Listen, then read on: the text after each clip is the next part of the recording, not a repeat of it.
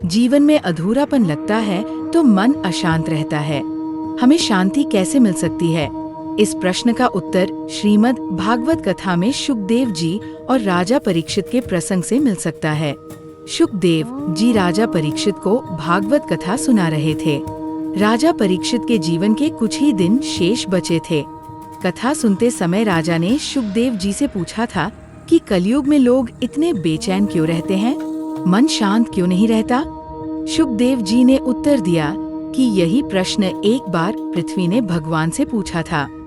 पृथ्वी ने भगवान से कहा था कि हे प्रभु, ये राजा जो खुद मौत के खिलौने हैं, ये सब मुझे जीतना चाहते हैं, लेकिन अभी तक कोई भी मुझे अपने साथ ऊपर नहीं ले जा सका है। ये सब वैभव, धन दौलत, सत्ता के लिए लड़ते हैं, लेकिन अंत में सब यही छूट जाता है। शुकदेव जी ने आगे बताया कि धरती की सारी लड़ाई संपत्ति के लिए है। सभी चाहते हैं कि मेरे पास सबसे ज्यादा संपत्ति हो, लेकिन जब जाना होगा तो सब कुछ छोड़कर ही जाना होगा। उदाहरण देते हुए शुकदेव जी ने कहा कि राजा नहुष, राजा भरत, शांतनु, रावण, हिरण्याक्ष, तारकासुर, ये सभी शक्तिशाली थे, लेकिन सब खाली हाथ गए। परीक्षित ने अगला प्रश्न पूछा, जब दुनिया इतनी अशांत है, गलतियां बढ़ रही हैं, रिश्तों की अहमियत बदल रही है, तो शांति कैसे पाएं? शुकदेव जी बोले कि जो लोग भगवान का नाम जपते हैं, पूजा पाठ, ध्यान करते हैं, उन्हें शांति जरूर मिलती है। यही योग है, यही शांति पाने का सूत्र है। इस कथा से सीखे शांति पाने के 4 सूत्र। इच्छाओं की अति से जीवन में आती है अशांति।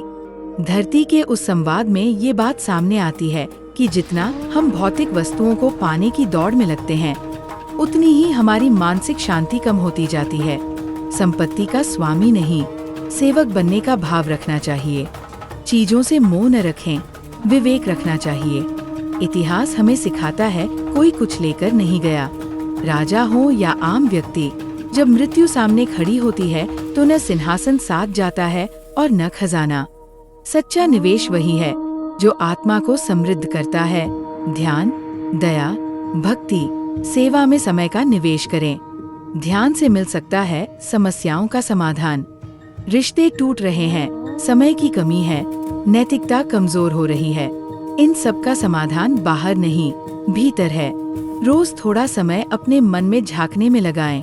जप, प्रार्थना और ध्यान करें। योग केवल आसन नहीं, संपूर्ण जीवन का संतुलन है। शुकदेव जी ने जिस योग की बात की, वह केवल शरीर की कसरत नहीं, बल्कि मन और आत्मा का संतुलन है। योग और भक्ति से ही भीड़ में भी एकांत और शोर में भी शांति मिलती है। शुकदेव जी और राजा परीक्षित की ये बातचीत आज भी उतनी ही प्रासंगिक है। भले ही समय बदल गया हो, तकनीक आ गई हो, लेकिन मनुष्य की बेचैनी वही है और उसका समाधान भी वही है, भीतर की यात्रा। इसलिए रोज कुछ देर ध्यान जरूर करें।